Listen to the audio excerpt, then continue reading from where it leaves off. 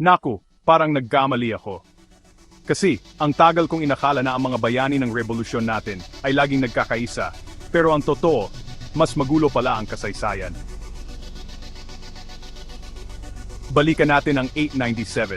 Stuck na ang revolusyon noon, ang daming madugong labanan, pero walang nananalo sa magkabilang panig. Imbes na lumaban hanggang sa huling patak ng dugo, si Emilio Aguinaldo, ang pinuno ng revolusyon, ay nakipagkasundo sa Spanish Governor General. Ito ang tinawag na Pact of Biak na Bato. Ito ang totoong chika, pumayag si Aguinaldo at ang kanyang mga kasamahan na itigil ang labanan, buwagin ang pamahalaang revolusyonaryo at mag-exile sa Hong Kong.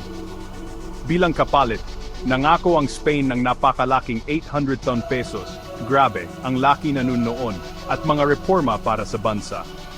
Pero para sa maraming sundalong Pilipino at mga pamilyang nawala ng lahat, parang traidora nang nangyari.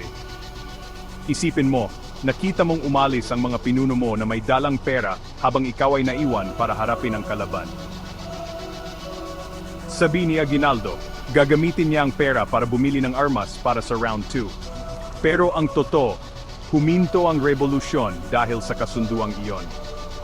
Maraming revolusyonaryo ang nakaramdam na pinabayaan sila. Walang kumander, walang tulong na ipinangako. Kaya ito ang tanong na nagkakahalaga ng 1,000,000 piso. Si Aguinaldo ba ay isang henyo na gumawa ng tactical retreat para sa mas malaking kabutihan, o basically, ibinenta niya ang laban para sa kalayaan? Ano sa tingin ninyo? I-comment nyo sa baba.